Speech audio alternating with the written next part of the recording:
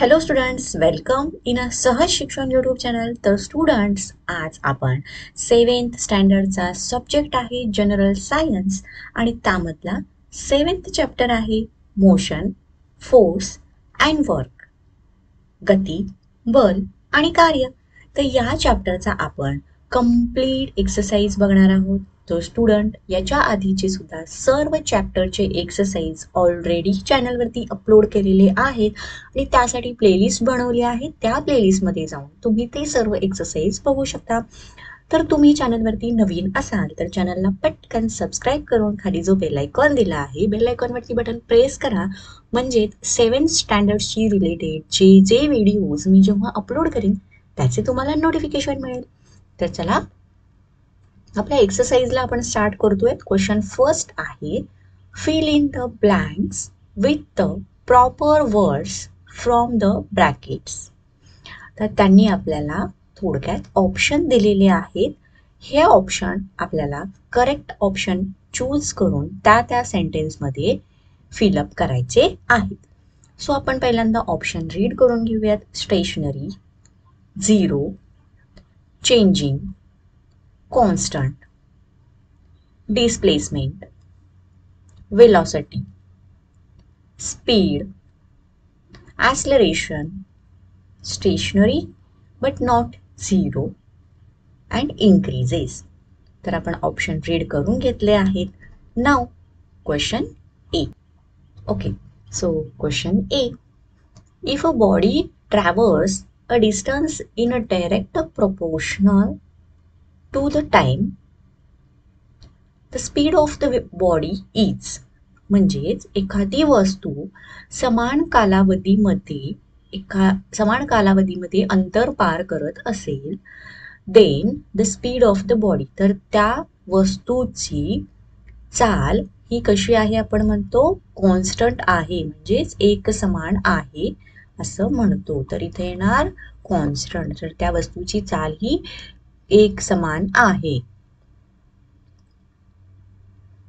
B question.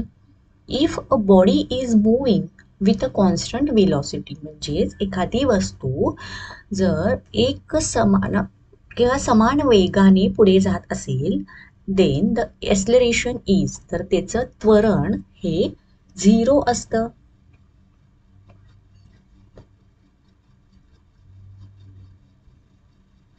C question. Is a scalar quantity. आता यामध्ये speed म्हणजेच चाल ही अदिश राशी आहे.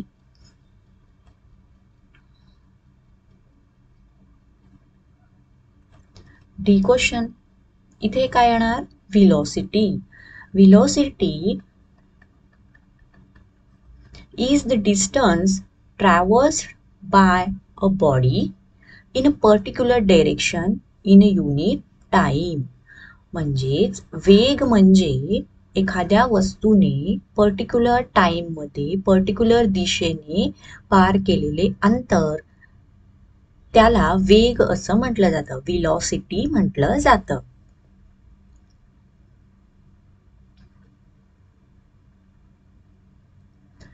Now, second question. Observe the figure and answer the questions. तर फिगर दिलेली आहे ही अशी. याच्यामध्ये बघा, ए बी पॉइंट, इथे वरती सी पॉइंट, इथे आहे हा D point and here is the E point. Now he figure तुम्ही व्यवस्थित बघितलं असाल तर याच्या खाली एक पॅराग्राफ दिला आहे, तो आपण जस्ट रीड करूयात. Sachin and Sameer started on a motor bike from place A.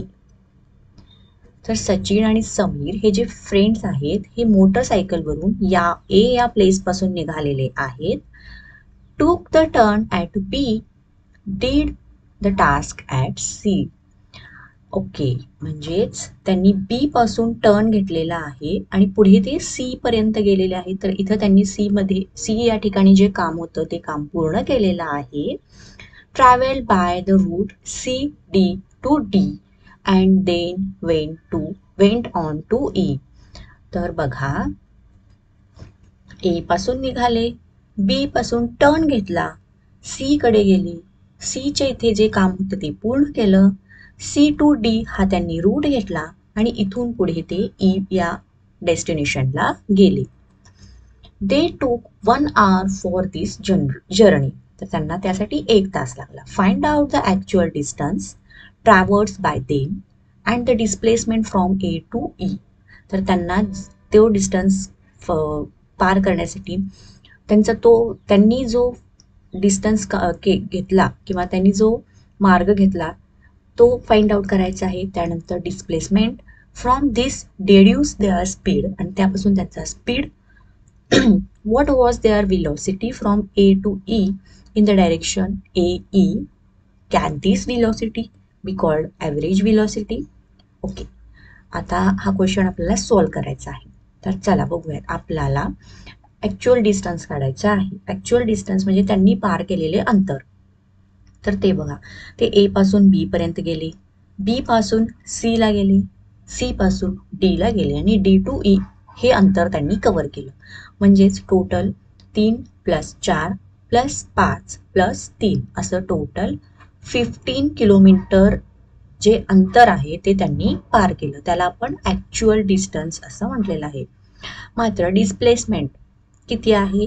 A to B + B to D + D to E. म्हणजेच इथे बघा, displacement, total displacement A to B, B to D and D to E. 3 + 3 + 3 म्हणजेच 9 kilometre.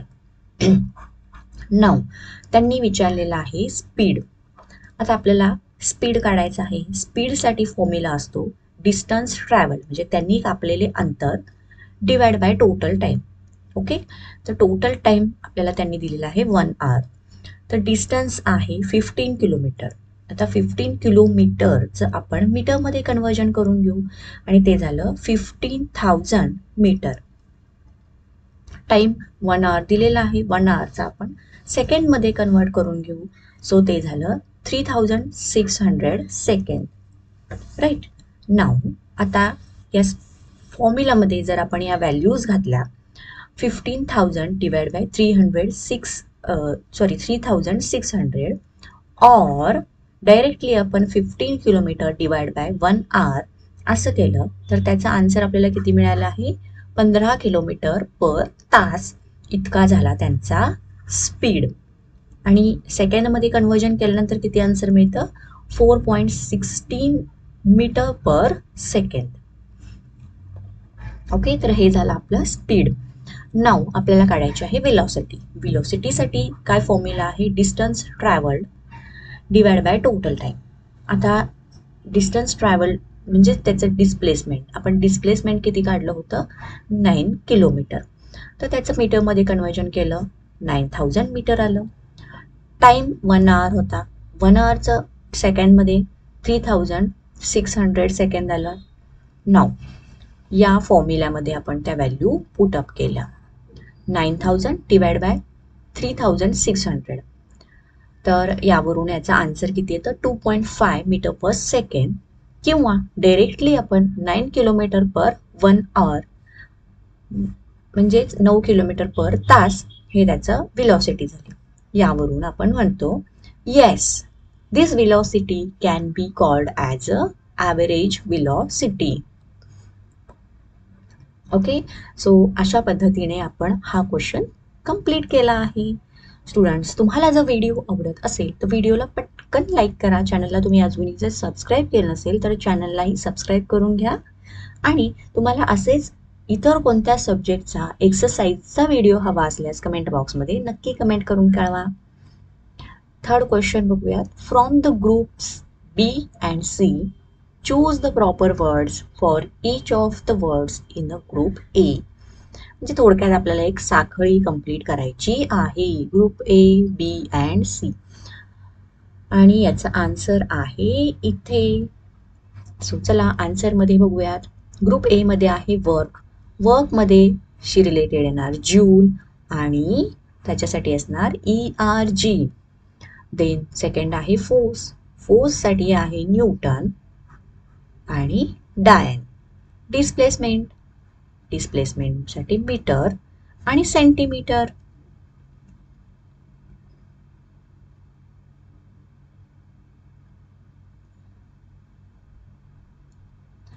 Next आहे fourth question. A bird sitting on a wire flies, circles around, and comes back to its perch.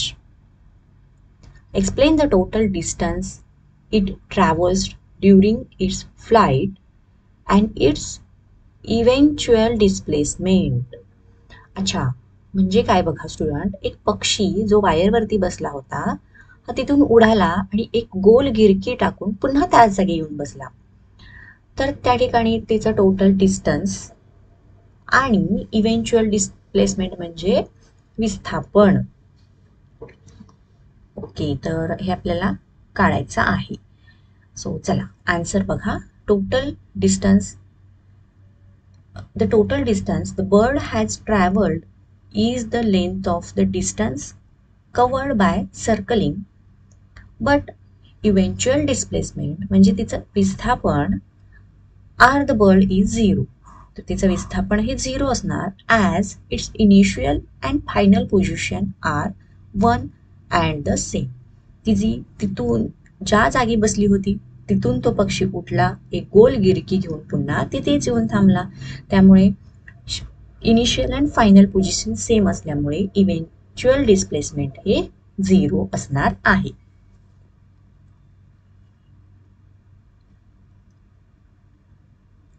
Next आहे fifth question. Explain the following concepts in your own words with everyday examples. Force, work, displacement, velocity, acceleration and distance. तर खाली ज्या concept दिलेल्या आहेत त्याचे आपल्याला रोजच्या वापरातले examples द्यायचे आहेत. तर चला फर्स्ट बघूयात force. The interaction that brings about the acceleration is called force. An example, an ox is pulling a cart. Next example आहे applying brakes to a bicycle. Lifting heavy iron object with a crane. हे झाले फोर्सचे example. Second आहे work. वर्कचे example बघा. सगळ्यात पहिल्यांदा definition बघू. When an object is displaced by applying a force on it, work said to be done. म्हणजेच एखादी गोष्ट, एखाद्या गोष्टीला किंवा एखाद्या वस्तूला आपण बल लावल्यानंतर जेव्हा ती हलते किंवा तिची जागा बदलते तेव्हा आपण त्या वस्तूचं कार्य घडलं असं म्हणतो. ओके, सो एक्झाम्पल बघा. A bucket full of water is to be drawn from a well. तर एक बादलीभर पाणी आपण विहिरीतून काढलं and taken to the home by walking from well to home. आणि ते पाणी आपण विहिरीपासून घरापर्यंत नेलं म्हणजेच तिथे कार्य घडलं. थर्ड आहे displacement. The minimum distance traverse by a moving body in one direction from the origin point to reach the final point is called displacement.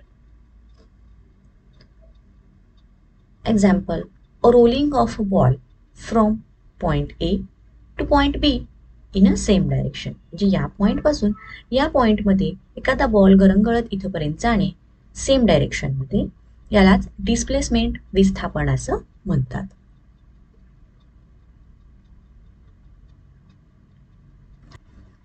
Now fourth one is the velocity म्हणजेच वेग. आता velocity is the distance traversed by a body. तर एखाद्या वस्तूने जे अंतर पार केलेलं आहे in a specific direction in a unit time, तर त्यालाच वेलॉसिटी असं म्हटलं जातं. आणि आता एक्झाम्पल बघा. एक्झाम्पलवरून तुम्हाला क्लिअर कट आयडिया येईल. A truck is covering distance from 40 kilometre from P to S in a straight line in a 1 hour. तर या टोटल यालाच वेलॉसिटी म्हणतात. हा जो ट्रक आहे P पॉइंट पासून S या पॉइंट पर्यंत 40 किलोमीटर अंतर पार करतो विदिन अ 1 hour, एका तासामध्ये, तर यालाच त्या ट्रकची वेलॉसिटी, त्याचा वेग असं म्हणतात. फिफ्थ आहे ॲक्सलरेशन म्हणजेच त्वरण. It is a change in a velocity per second. It can be reduced. आणि त्यासाठी इथे फॉर्म्युला दिला आहे. Acceleration is equal to change in a velocity divide by time taken for change. तर त्यासाठी बघा इथे हा ट्रक आहे. हा पी पॉइंट पासून क्यू पर्यंत जाण्यासाठी त्याला 60 किलोमीटर पर आवर इतकी वेलॉसिटी लागते. क्यू पासून आर पर्यंत जाण्यासाठी 30 किलोमीटर पर आवर वेलॉसिटी लागते आणि आर पासून एस पर्यंत जाण्यासाठी 40 किलोमीटर पर आवर इतकी वेलॉसिटी लागते.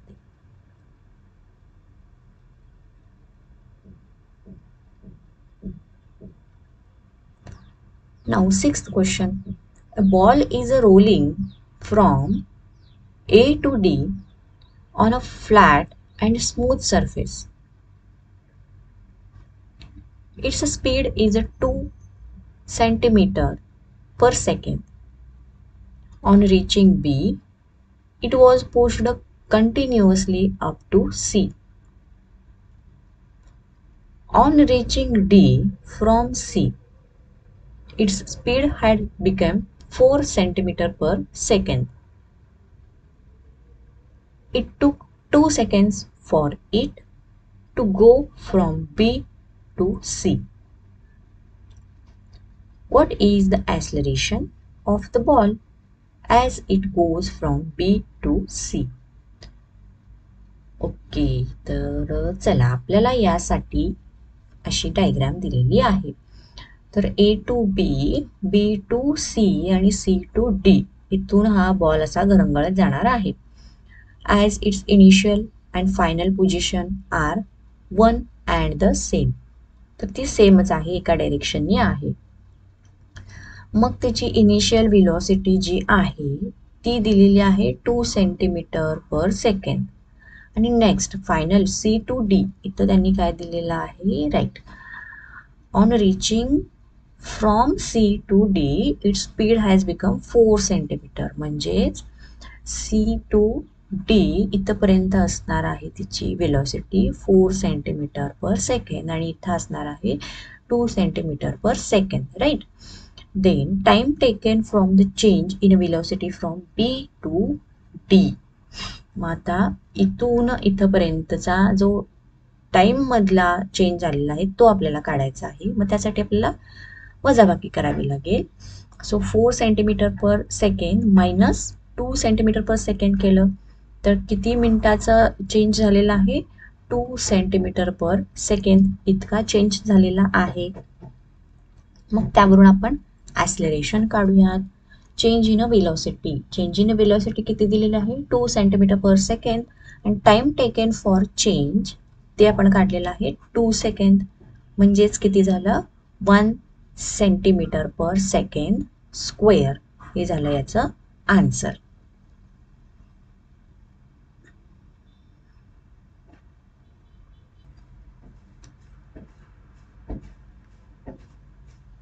नेक्स्ट आहे 7th question. Solve the following problems. तर चला प्रॉब्लेम सॉल्व करायचे आहेत आणि हे दोन्ही प्रॉब्लेम इथंच, चला इथंच मी इम्पॉर्टंट असं मार्क करते. एक्झाममध्ये हे बऱ्याच वेळेला विचारले जातात. त्यामध्ये first A, a force of 1000 newton was applied to stop a car that was moving with a constant velocity. तर 1000 न्यूटन इतकं बल जे आहे हे एक कार थांबवण्यासाठी वापरले गेलेलं आहे. The car stopped after moving through 10 metre. तर ती कार 10 मीटर पुढं गेल्यानंतर थांबते. How much is work done. Okay, so त्यासाठी आन्सर बघा, फोर्स किती दिलेला आहे, 1000 न्यूटन. त्यानंतर त्यांचं जे टोटल डिस्प्लेसमेंट झालं, पुढे 10 मीटर गेली ती, म्हणजेच डिस्प्लेसमेंट झालं S is equal to 10 metre.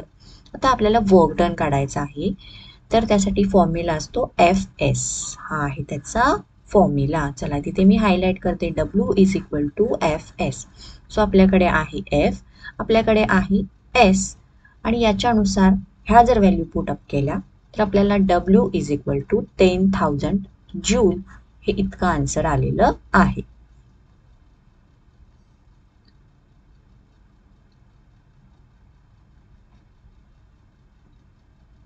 right? Then next B.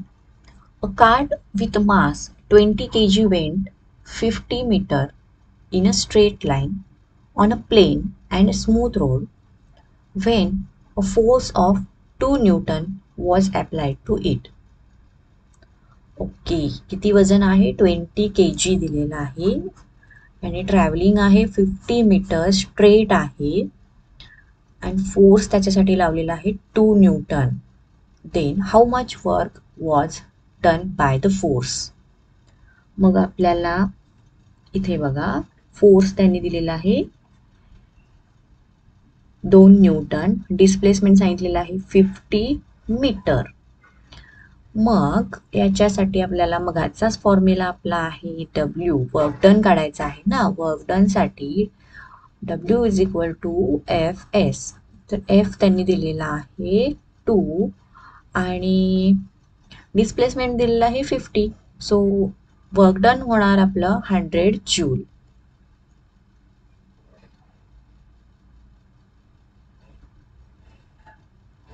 नाव याच क्वेश्चन बरोबर आपला हा एक्सरसाइज इथे संपला आहे. तुम्हाला व्हिडिओ आवडला असेल, व्हिडिओला लाईक करा आणि कसा वाटला हे सुद्धा कमेंट करून नक्की कळवा. थँक्यू.